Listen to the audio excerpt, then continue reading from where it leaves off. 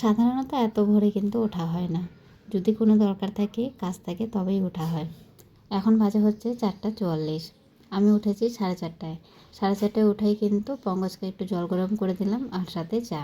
কেন কি এত ভোরে স্নান করবে, ঠান্ডা জল দিয়ে স্নান করলে ঠান্ডা লেগে যাবে, সেই জন্য জলটা একটু গরম করে দিলাম আর সাথে চা দিলাম। আজকে আর বিস্কুট দিইনি, কেন কি আজকে মন্দিরে পুজো আছে, আজকে কিন্তু হনুমান জয়ন্তী।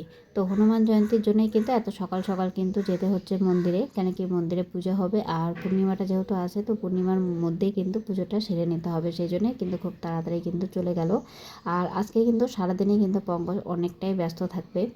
দূর থেকে দাঁড়িয়ে সামনের জনের কাজ কিন্তু সবসময় ছোটই মনে হয় আর কমই মনে হয়। সবসময় নিজের কাজটা, নিজের পরিশ্রমটা আর নিজে যেই কাজটা করি সেটাকেই কিন্তু বড় মনে হয়, সামনের জনের কাজটা কিন্তু ছোট বা তুচ্ছই মনে হয়।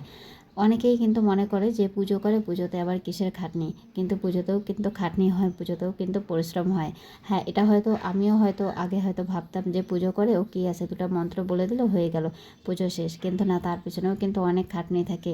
কেন কি সারাদিনের কিন্তু এখন আজকে পঙ্কজের কিন্তু কাজ আছে সেই সকাল থেকে, সেই ভোর 4:30টায় উঠেছে, তারপর থেকেই কিন্তু কাজ আছে। মন্দিরে যাওয়ার পরে কিন্তু সেই আজকে পূজাটা কিন্তু অনেকটা সময় ধরেই চলবে, কেন কি অনেকেই আসবে মন্দিরে পুজো দিতে। কেন কি আজকে হচ্ছে খুব ভালো একটা দিন, হনুমান জয়ন্তী।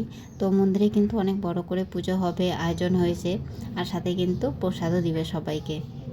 এর আগের বছরও কিন্তু এই দিনটাতে পঙ্কজ সারাদিনই কিন্তু আসার সময় পায়নি, একবারে সকালে গিয়েছে আর রাতে এসেছে। আজকেও কিন্তু সেম কিন্তু ওরকমই, সকালে কিন্তু গেল আর একবারে আস্তে আস্তে কিন্তু রাত 11টা 12টা হয়তো হবে, কি তার বেশিও হয়তো হতে পারে।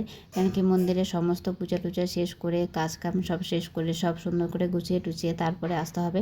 দূর থেকে দেখে অনেকটাই হয়তো সোজা মনে হয়, কিন্তু সত্যি কথা বলতে না খেয়ে ওরকম করে একভাবে বসে থাকি পূজা করা, তারপরে মন্ত্র পড়া জোরে জোরে, তো সেই জিনিসগুলো হয়তো একবার দুইবার হয়তো ভালো লাগবে, তারপরে যখন জিনিসটা যখন কন্টিনিউ যখন চলে তখন কিন্তু সেই জিনিসটা কিন্তু ভালো লাগে না। হ্যাঁ, হয়তো ছোটোখাটো একটা পূজা আছে, সেটা হয়তো সারাদিনে হয়তো একবার হয়তো একটা পুজো করলো, সেটাতে হয়তো খাটনিটা অনেকটাই কম থাকে, কিন্তু এরকম পুজোগুলোতে কিন্তু অনেকটাই কিন্তু পরিশ্রম হয়। তো যাই হোক, পঙ্কজ যাওয়ার পরে কিন্তু আমি কিন্তু সমস্ত কাজ সেরে তারপরে কিন্তু পুজো দিতে চলে আসি। তো আমিও কিন্তু আজকে সকাল সকাল কিন্তু পুজোটা কিন্তু সেরে নেব পূর্ণিমা থাকতে থাকতে। আর গুড়ি কিন্তু ঘুমিয়েছিল, গুড়ি ঘুমিয়ে থাকতে থাকতে আমার সমস্ত কাজ হয়ে গেছে। আর আজকে কিন্তু আমি অনেকটা জামাকাপড় ধুয়েছি, কেন কি সকাল সকালই দেখলাম একটুখানি রোদ আছে, বৃষ্টিটা নেই। তো ভাবলাম যে না, আজকে দেরি না করে সব জামাকাপড় ধুয়ে দিই। তো সব জামাকাপড় কিন্তু ধুয়ে টুয়ে ঘর দুয়ার মুছে টুছে সুন্দর করে স্নান ধান করে আমি কিন্তু ঠাকুর ঘরে চলে আসি। আর এই যে দেখো, আমিও কিন্তু পূর্ণিমার মধ্যেই কিন্তু পুজোটা কিন্তু কমপ্লিট করে নিয়েছি।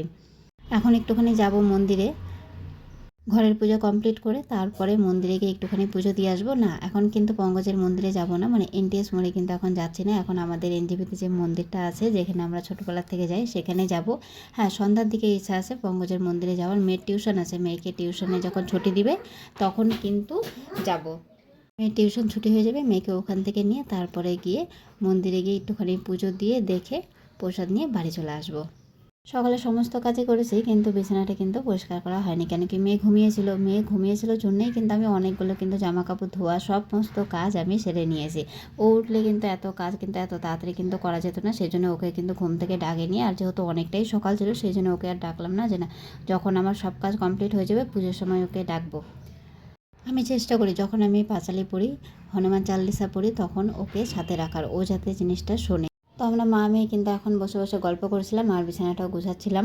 ওকে বলছিলাম যে বিকালে আমরা কিন্তু মন্দিরে যাব, বাবার মন্দিরে গিয়ে কিন্তু আজকে পূজা আছে, ওখানে কিন্তু পূজা দিব। তো ও কিন্তু ভীষণ খুশি, ও তাই বলছে যে কখন যাব, তাহলে কি আজকে টিউশন ছুটি।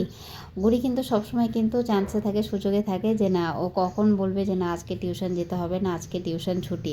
মানে ও এতটাই ফাঁকিবাজ হয়েছে কি বলবো। যদি বৃষ্টি আসে তাও উড়ি বলবে বৃষ্টি আসলো তাহলে কি টিউশন ছুটি। আবার আমাকে বলছে যে তাহলে একটু দাদুভাইকে ফোন করি, দাদুভাইকে ফোন করে জিজ্ঞাসা করি যে না আজকে ছুটি কিনা।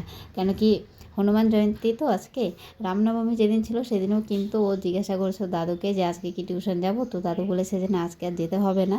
সেই জন্য কিন্তু আজকেও বলছে যে দাদুকে একটুখানি ফোন করো আজকে ছুটি আছে কিনা, ও শুনবে। তো দাদুভাইকে কিন্তু পরে ফোন করেছে, ফোন করে শুনছে যে দাদুভাই আজকে কি টিউশন ছুটি। তো দাদুভাই বলছে না আজকে টিউশন ছুটি না, তুমি টিউশন যাবা, টিউশন থেকে আসার পর মন্দিরে গিয়ে পুজো দিয়ে আসবে। তো এদিকে কিন্তু আমার বিছানা টিছানা গোছানো কমপ্লিট, এখন বাকি আছে শুধু রান্নার কাজটা কমপ্লিট হলেই সব হয়ে যাবে, শুধু রান্না খাওয়া ব্যাস। তো তার আগে কিন্তু চাটা খেয়ে নেব, চাটা খেয়ে তারপরে গুড়িকে একটু পড়াতে বসতে হবে, কেন কি বিকালে পড়া আছে। তো দেরি না করে ঝটাপট করে চাটা খেয়ে ওকে একটুখানি পড়াই, পড়ানোর পরে রান্নাটা কমপ্লিট করতে হবে, কমপ্লিট করে খাওয়া দাওয়া করে যেতে হবে। গুড়ির কিন্তু এখন স্কুল ছুটি, কিন্তু তারপরে ও কিন্তু টিউশন যাচ্ছে, কেন কি ও অনেকটাই পিছিয়ে আছে বলতে ও অনেকটা দেরিতে কথা বলা শিখছে, লেখা শিখছে, সেই জন্যে ও অনেকটা পিছিয়ে আছে, মানে ওর সিলেবাস অনুযায়ী ও অনেকটা পিছিয়ে আছে। তো সেই জিনিসগুলো চেষ্টা আছে যে না এই স্কুল বন্ধতে একটুখানি এগিয়ে নিয়ে যাওয়ার। তো চলো, এখন গুড়িকে পড়ানো শুরু করেছি, আর এবার কিন্তু গুড়ির বাংলাও আছে। এতদিন শুধু ইংলিশ ছিল, এখন কিন্তু আবার নতুন করে বাংলাটাও শুরু হয়েছে, এখন বাংলাটাও ওকে শিখতে হচ্ছে। তো এখন গুড়িকে পড়িয়ে তারপরে কিন্তু বাকি কাজ করব। তো চলো, আজকের মতন ভিডিওটাও এখানেই শেষ করলাম। সবাই ভালো থাকো, সুস্থ থাকো, আর সবাইকে হনুমান জয়ন্তীর অনেক শুভেচ্ছা। তোমরা কে কে বাড়িতে পুজো করেছো অবশ্যই জানিও। আর আজকে তো আমিও বাড়িতে পুজো করেছি, আর বিকালে মন্দিরেও আবার যাব, মন্দিরে গিয়ে পুজো দিয়ে আসবো। মন্দিরে গিয়ে তোমাদের জন্য একটুখানি ভিডিও করে নিয়ে আসবো, তোমাদেরকেও দেখাবো যে না মন্দিরে কেমন করে সাজিয়েছে, কেমন করে কী হচ্ছে, কী প্রসাদ দিয়েছে। তো চলো, সবাইকে টাটা, সবাই ভালো থাকো, সুস্থ থাকো, আবার দেখা হবে অন্য কোনো ব্লগে।